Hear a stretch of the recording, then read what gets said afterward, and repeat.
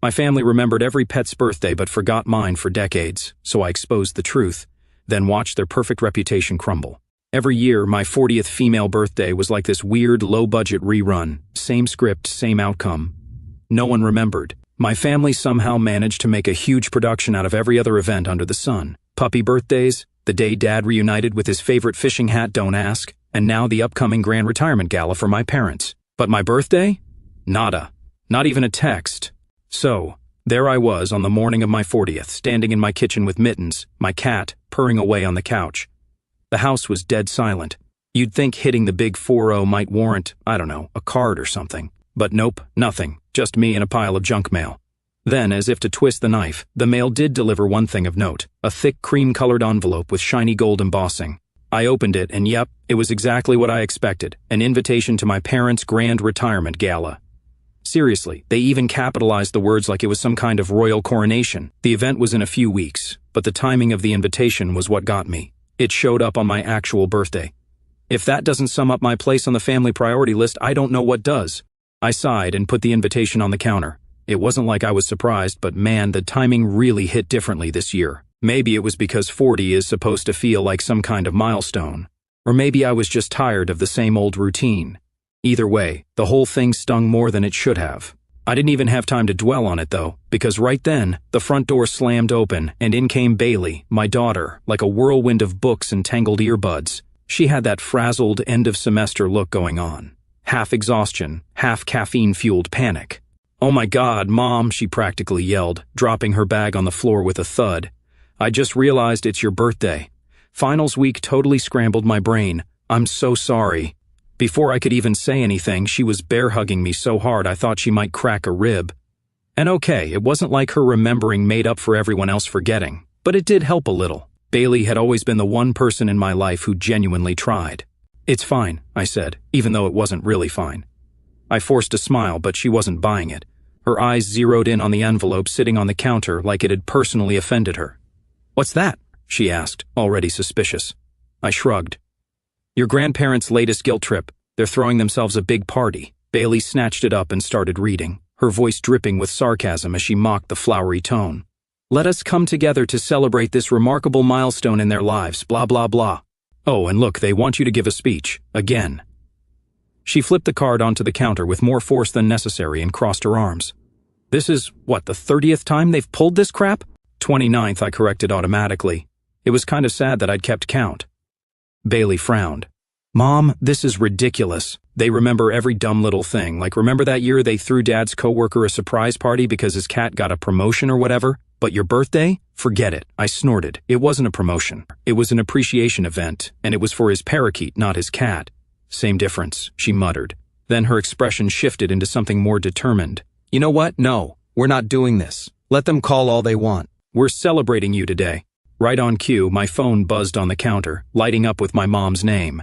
Bailey raised an eyebrow at me, daring me to answer it. "You should probably—" I started, but she cut me off with a sharp look.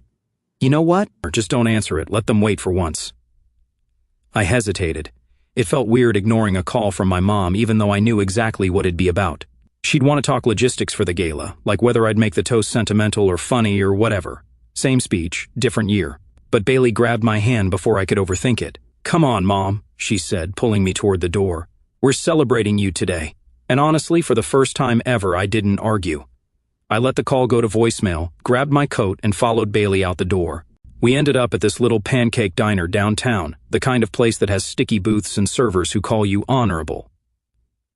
Bailey insisted I get the biggest stack on the menu, complete with whipped cream and sprinkles. "It's your birthday," she said, like that was a valid excuse for rainbow-colored sugar at 10 in the morning. Over pancakes, we talked about everything and nothing. For a while, it was like the rest of the world didn't exist. But then, inevitably, my phone buzzed again. And again. My mom wasn't the type to let things go unanswered, especially not when it came to events like the gala. I could practically hear her voice in my head. "Gabrielle, darling, we need to finalize the seating chart. Have you thought about your speech yet?" Bailey noticed the look on my face and reached across the table to grab my phone. "Mom, don't. Just for today, don't." She was right. Today wasn't about them. For once, it was about me. So I put my phone on silent, finished my pancakes, and let myself enjoy the day. It wasn't perfect. It didn't magically erase 40 years of being forgotten. But for a few hours I felt seen, and honestly that was more than enough. The day after my non-birthday, I walked into my home office and stopped dead in my tracks. Sitting right there on my desk was a glossy family tree display. It was the kind of thing you'd expect to see in a fancy genealogy exhibit at a museum, complete with gold frames and neat little branches labeled with names and dates. Clearly, Mom's latest project. I didn't need to look too closely to know how this would go. Dad's weird second cousin twice removed, you know, the one who collects antique belt buckles, had his own branch. My brother Colin's goldfish, yes, the one from 3rd grade, had somehow made the cut too. And me? I was off to the side, dangling like some half-forgotten twig they'd meant to prune. I picked it up and studied the meticulous labels. Karen and Charles, Mom and Dad, were proudly displayed at the top, golden and glowing. Then there was Colin and his wife Ashley with their 2 kids. My sister Jenna and her husband Brad had their own section, complete with a little decorative sticker that said "Family is everything" in glittery font. Cute. And then, way off to the side, there was me, Gabriella, Gabby. No sticker, no additional branches, just me. Before I could stew in that too long, my phone buzzed on the desk. Of course, I took a breath and picked up. "Gabby, why weren't you at the planning meeting last night?" She started. Without so much as a hello, I stared at the family tree in front of me. "Because I was celebrating my birthday," I said, keeping my tone as neutral as possible. There was a pause on her end. "Oh, was that yesterday?" "Yep," I said flatly. "Same day it's been for the last 40 years. She cleared her throat, like she was trying to shift gears. "Well, you know how busy things get with the gala coming up. Anyway, speaking of which, I need to finalize the program. Have you thought about your speech yet?" Ah, there it was. Not "how was your birthday" or "sorry we forgot," just straight into the gala plan of the century. "No," I said, trying to keep the edge out of my voice. "Haven't gotten around to it yet." "Well, don't leave it too long, dear," she replied, completely unfazed. "Everyone's counting on you. This is such an important milestone for your father and me. We want everything to be perfect." She launched into a full breakdown of the agenda, complete with the exact minute the cake would be rolled out, and I let her words blur into the background. My eyes kept drifting back to the family tree. My name was there, sure, but it felt more like an afterthought than an actual part of it. By the time she finished talking, I'd barely heard half of it. "Sounds great, Mom. Got to go," I said, and hung up before she could start asking about speech drafts. A minute later, Bailey poked her head into the room. "You okay?" she asked. I gestured to the family tree with a humorless laugh. "Look what your grandma left me." She walked over and leaned in to get a closer look. "Wow, really leaning into the whole Gabby the solo branch vibe, huh?" "Apparently my life is too boring to warrant a glitter sticker," I said. Bailey smirked, but her eyes softened as she glanced between the tree and me. "Let me guess," she said, crossing her arms. "They want you to give a speech again, don't they?" "Bingo," I replied. 15 years straight. I think I'm their longest-running speaker at this point." She rolled her eyes so hard. "Mom, you're like their backup generator, only noticed when something important needs powering up." I snorted at that, but she wasn't done. "Seriously," she said, sitting down across from me. "Why do you keep letting them plug into you? You don't owe them this, you know." Her words hit me harder than I expected. She said it so simply, like it was the most obvious thing in the world. But the truth was I'd never really thought about it like that before. I'd always just done what was expected. That's what families do, right? They step up. Except, apparently stepping up only went one way in my family. I gave the speeches.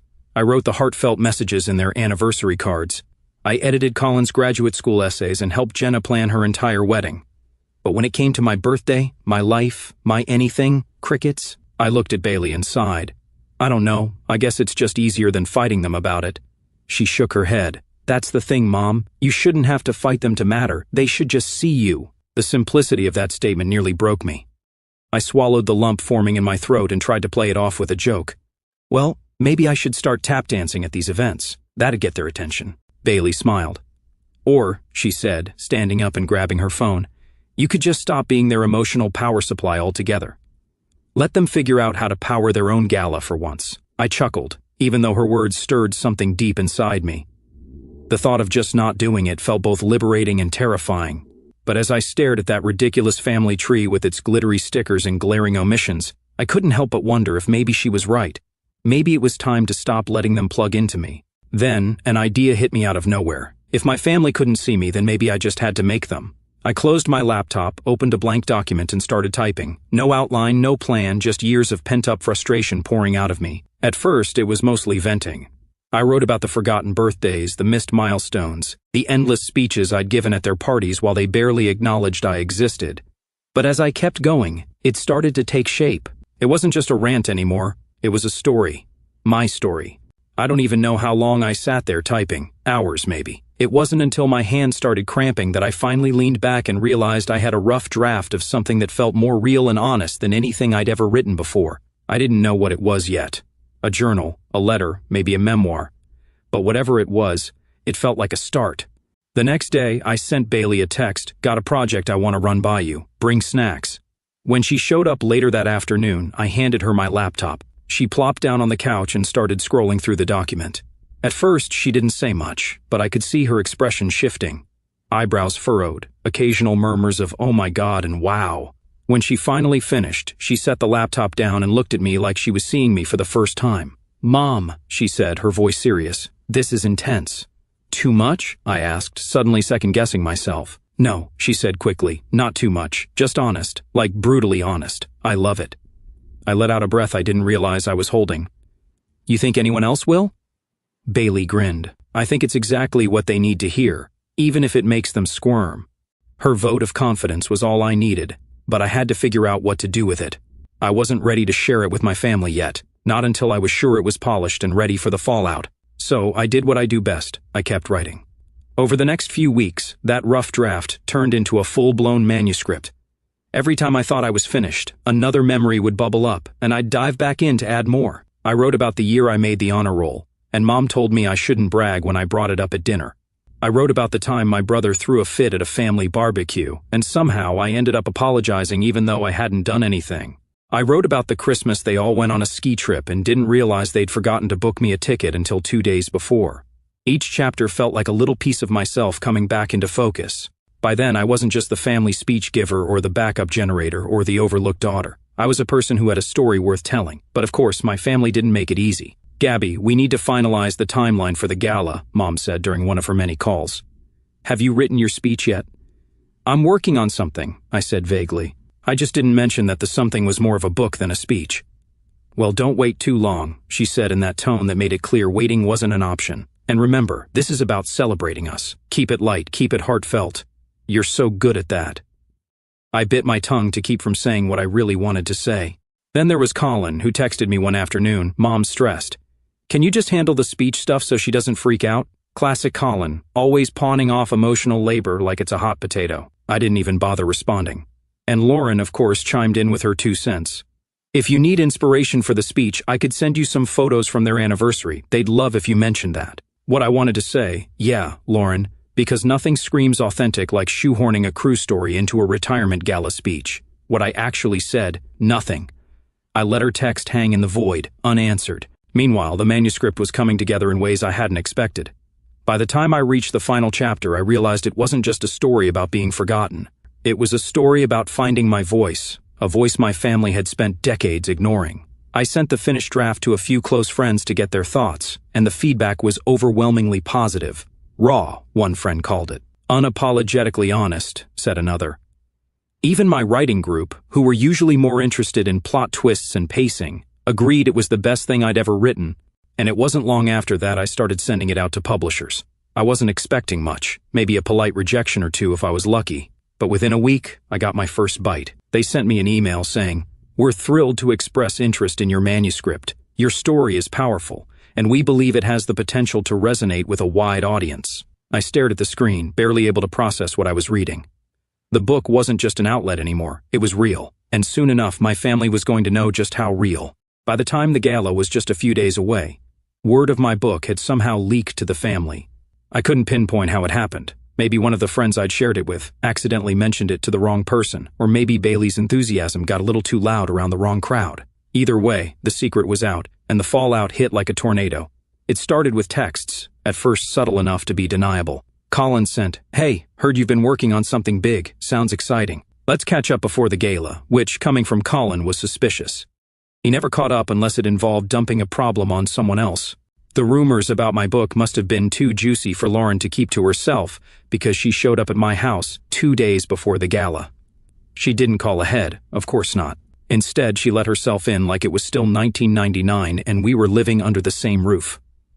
"Gabby," Lauren called out, her voice sharp enough to cut through my thoughts. I looked up from my laptop, where I was editing a particularly scathing paragraph. She appeared in my office doorway, all designer heels and perfectly styled hair. If she'd come to play the role of polished peacekeeper, she was right on brand. "We need to talk," she said, already sounding exasperated.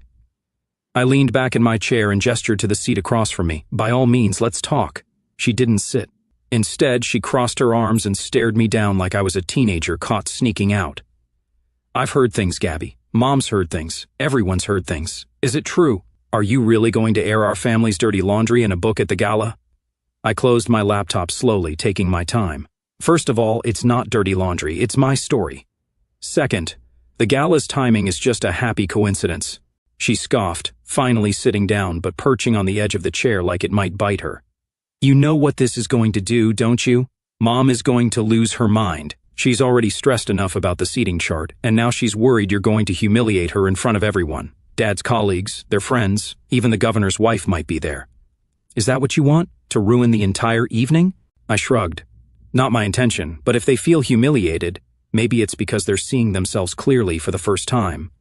Lauren's jaw tightened. "You're impossible. If you don't pull this book, rewrite it, or delay it, I'll have no choice but to tell Mom exactly what you're planning." Her words hung in the air, heavy with the same old family dynamic, control through guilt and threats. "Go ahead," I said, keeping my tone light. "Tell her. Maybe she'll get so worked up she'll forget we even had this conversation." Her eyes narrowed. "This isn't a joke, Gabby." "No, it's not," I said, leaning forward. "It's my life, and for the first time, I'm not watering it down to make everyone else comfortable. So, go ahead, Lauren. Do what you need to do. I'll be here, doing what I need to do." For a moment, it looked like she might argue, but then she just shook her head and stood. "You're going to regret this," she said, grabbing her purse. "Maybe," I replied. "But at least it'll be my regret, not someone else's." She left without another word, and I sat there, staring at the empty doorway, wondering if Lauren would actually tell Mom. Maybe she would, maybe she wouldn't. Either way, it didn't matter. The book was happening, the gala was happening, and for once I wasn't backing down. The day of the gala, I pulled up fashionably late. The event was already in full swing, and the banquet hall looked like something out of a lifestyle magazine, twinkling fairy lights, elaborate centerpieces.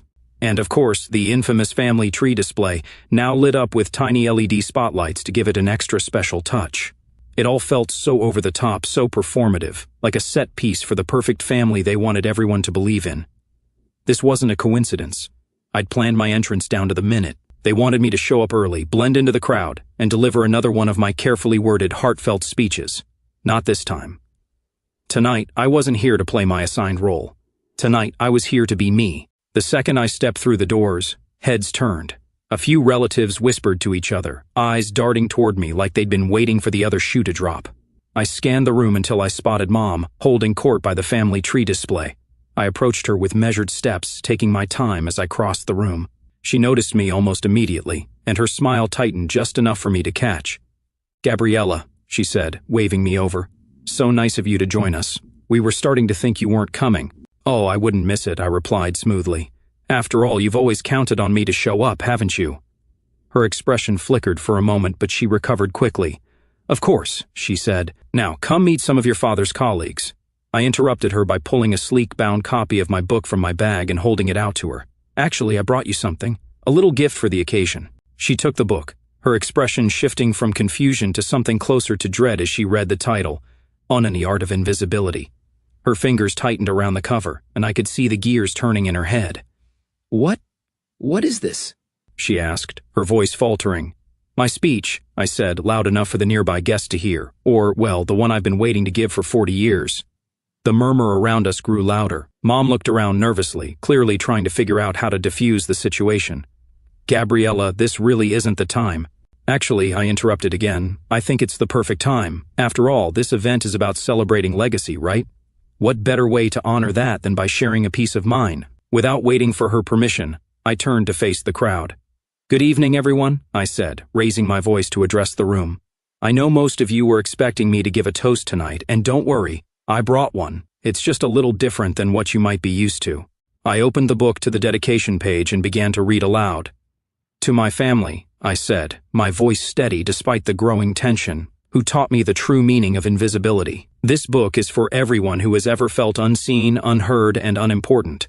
It's also for the people who made them feel that way, in the hope that they might finally understand. The room fell silent, almost suffocating. I let the words hang in the air for a moment before continuing. For years, I said, addressing the crowd now, I've stood in this very role, giving speeches, writing heartfelt words, and propping up the illusion of the perfect family. But tonight, I'm breaking from tradition because the truth is, this family isn't perfect. Far from it. I turned back to Mom, who was frozen in place, clutching the book like it might explode. Mom, you asked me to write a speech that celebrated our family's legacy. But the legacy I've experienced is one of being forgotten, sidelined, and treated like an afterthought. I gestured toward the family tree display behind her. This tree is a perfect example. Look at it.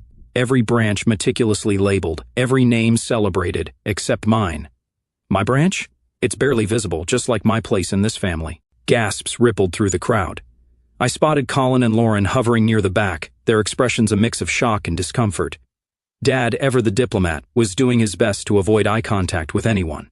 This book, I said, holding it up, is my way of reclaiming my story. For years, I let myself believe that my worth was tied to what I could give to this family, whether it was a speech, a helping hand, or just staying quiet to keep the peace. But not anymore. I stepped closer to Mom, lowering my voice so only she could hear. You wanted a speech that would make people proud. Well, here it is. I hope you're proud of the legacy you've left behind. With that, I handed her the open book and stepped back. The crowd was still quiet, but the tension in the air was palpable. People exchanged glances, whispered to each other, and shifted uncomfortably in their seats. The silence was finally broken when one of Dad's colleagues, a man I vaguely recognized from a few holiday parties, cleared his throat and said, "Well, that was certainly unexpected." A few nervous chuckles followed, but the mood had shifted. The atmosphere was gone, replaced by something far heavier. Mom, still holding the book, looked like she might say something, but no words came out. Instead, she turned and walked away, disappearing into the crowd. As I stood there, watching the ripples of my actions spread through the room, I wasn't invisible anymore. I wasn't the dutiful daughter playing her part in someone else's story. I was finally writing my own. The gala turned into a moment for the family to confront the cracks they'd spent years ignoring. And whether they liked it or not, the tree was shaking, and it wasn't going to stop.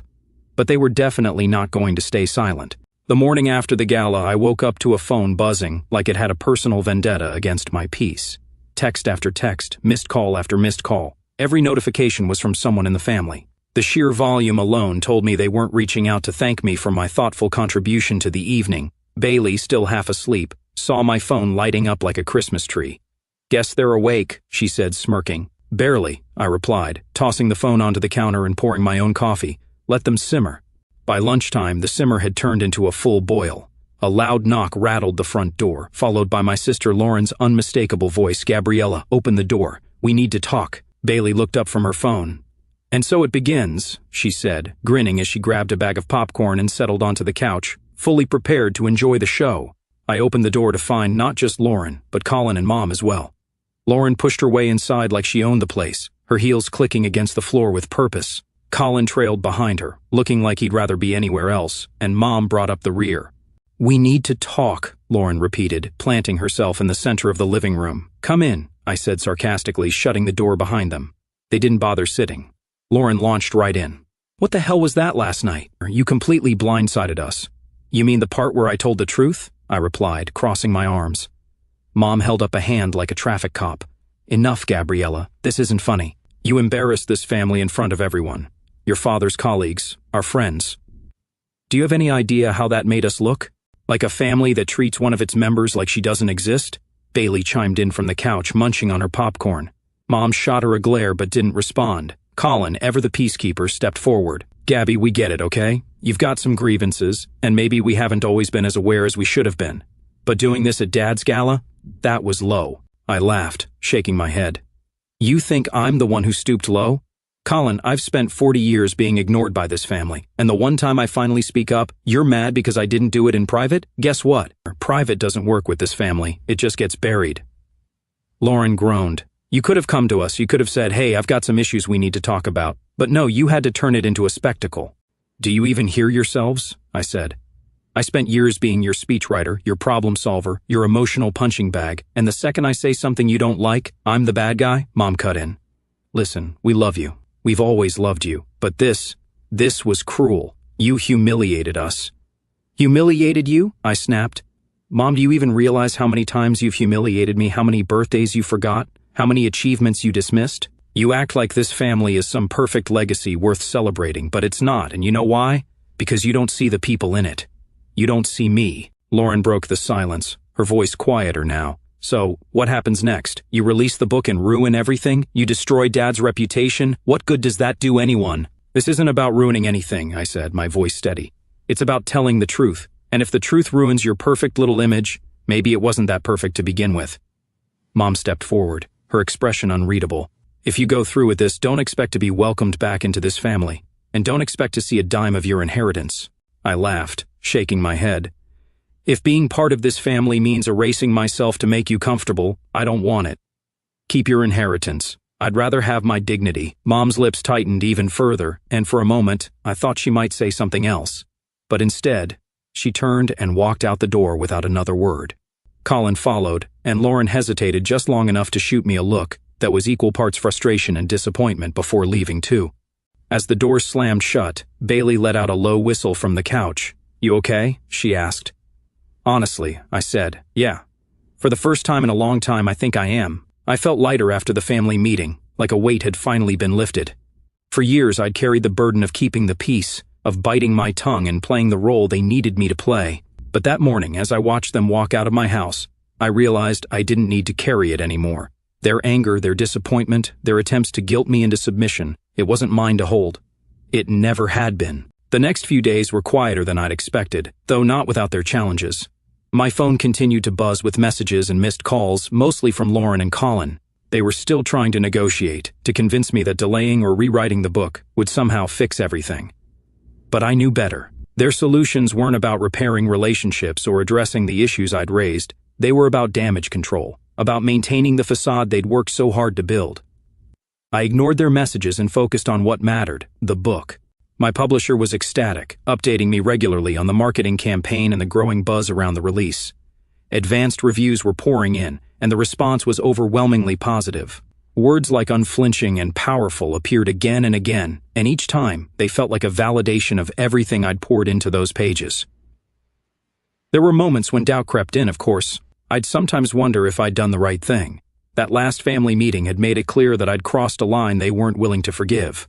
Mom's ultimatum about being cut off from the family and the inheritance lingered in my mind, not because I cared about the money, but because it confirmed what I'd always suspected: my value to them was conditional. As long as I played my part, I was included.